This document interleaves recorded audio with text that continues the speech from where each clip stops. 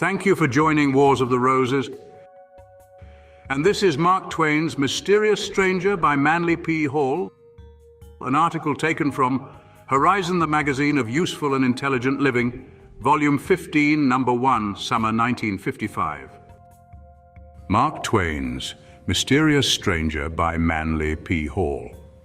As is so often the case in the lives and temperaments of outstanding humans, there was a side to the nature of Samuel L. Clemens that was decidedly unfunny.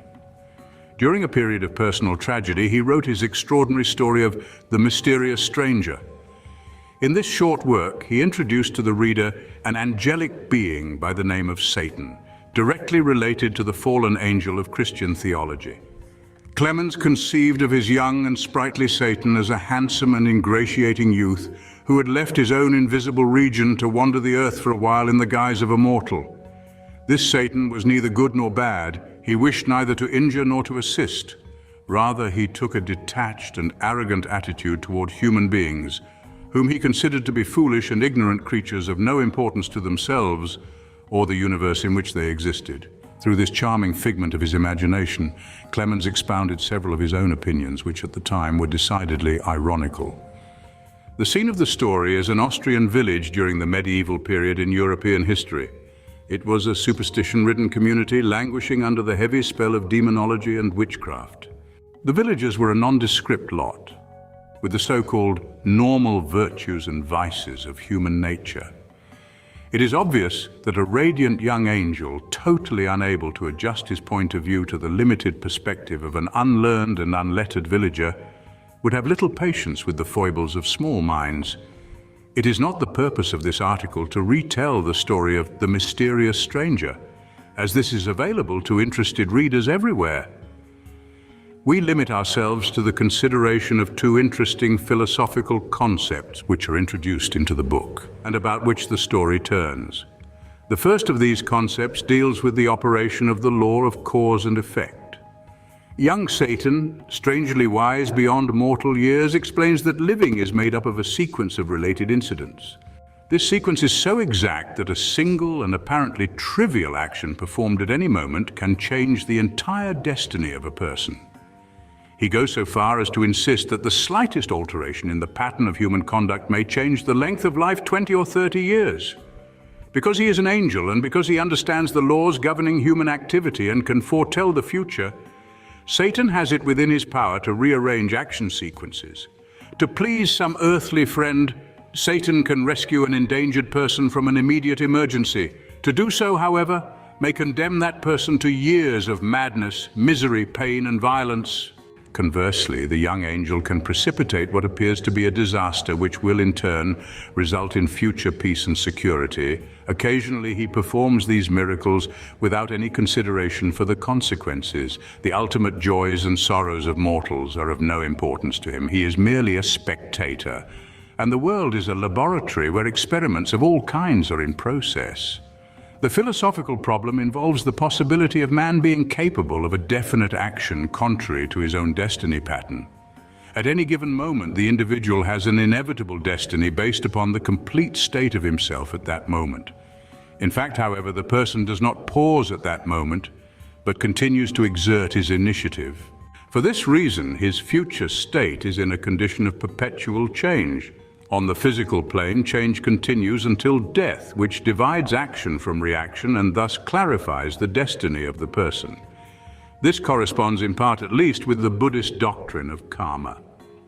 In the early centuries of Buddhism, the law of karma was held to be inflexible. Man must work out his own salvation with diligence. He must cause within himself his ultimate liberation from the wheel of mortal existence. Every cause produces an effect similar to that cause, and each effect in turn becomes another cause, and so ad infinitum. It became apparent that this ended in a vicious circle, and the northern Buddhists conceived the possibility that by the pure exercise of the spiritual will, man could break this sequence of causation. To earn the right to accomplish this dynamic experience within himself, the devout Buddhist disciplined his nature and sought with vigorous sincerity the way of enlightenment. It was only by the ascent of his own internal center of awareness that the disciple could transcend the wheel of the law. He escaped cause and effect by freeing his internal being from both the illusion of action and the illusion of the result of action.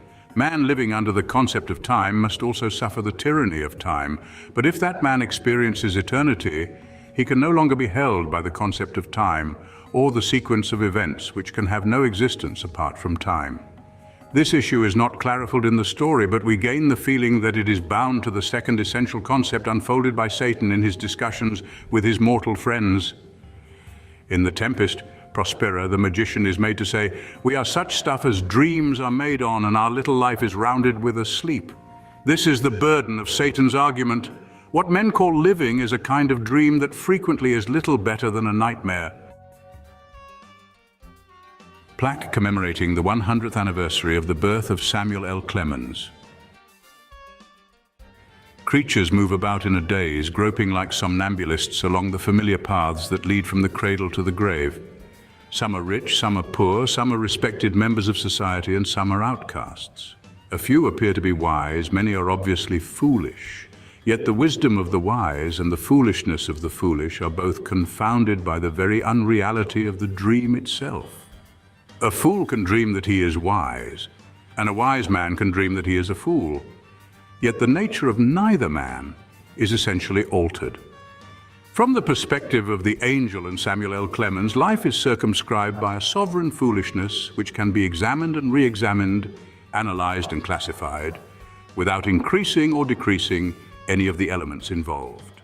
Medieval man believed in witchcraft, therefore there were witches, and thousands of innocent old women were burned at the stake. Modern man does not believe in witches, therefore there are no witches, and we turn to the more pleasant pastimes such as perfecting the hydrogen bomb. Satan laughs as the villagers unfold their philosophies of life, explain their religions, interpret their political inclinations, and perform their several chores. One is good from hope of heaven, another is good from fear of hell, and each doing his best is totally unaware of the nature of good. This may be amusing to angels, but besets men with countless difficulties. Satan cannot understand why the people in this little Austrian village want to be alive, and why they struggle so desperately to perpetuate their concept of living. According to him, everyone would be happier, including the angels, if this strange and precocious breed called humankind were simply erased by a gesture of the divine hand. But, as Satan also observes, perhaps angels do not understand mortals. Can anything that is superior really comprehend that which is infinitely less than itself? Can the human being, for example, ever really appreciate the consciousness of the separate cells that make up his body? Can he share the life incentive of a tiny cellular structure in an area of his epidermis? Yet molecules and even atoms live and vibrate and energize according to their own, to us, insignificant requirements. No doubt to them their way of life is not only significant but the only reality, and in their own estimation they are a unique order of beings destined to ultimately gain sovereignty over the universe. They know nothing of man in whose body they exist, and less still of space in which man exists. In a subtle way, Satan invites his mortal acquaintances to experience, if they can, his strange detachment, which at first appears cruel and arrogant. Satan simply is not under the glamour of the human perspective. He cannot share his understanding with those about him because they have never been free of the tyranny of their mortal minds. To them, Satan is a tempter, a destroyer, a disillusioner. He lacks sympathy, warmth, compassion, and mortals regard him with a mixture of fear and fascination. They fear because they do not understand, and they are fascinated because they know he has come to them from a world beyond their own little empire of sleep. He's like a man awake among those sleeping. He tells them there is nothing but thought, your thought and space. Space is the infinite receptacle of thought. Men fill space with their own thought, and having populated eternity with the figments of their own imaginations, bow humbly to the shadows they have fashioned. Some of these shadows they worship, others they despise. But they never realize that escape can only come by breaking the bonds of sleep. Here again are traces of Eastern doctrine. The illusion of worldliness results from the sleep of the soul. In that psychic sleep, what dreams may come? Satan finally announces that he must depart for other places, and because his project will require more time than mortals have to space, they will not live to see him again. He has given them a first-hand report on things observed and examined by a traveler from another sphere. Clemens becomes a rather doleful prophet. He makes Satan predict the future of mortal beings as merely the continuance of their present troubles and delinquencies. In their dreams, they will make war and seek peace, and then war about the peace. He cannot understand why such patterns should prevail, but it is obvious that it is because of a dismal characteristic which men share in common and which they call human nature.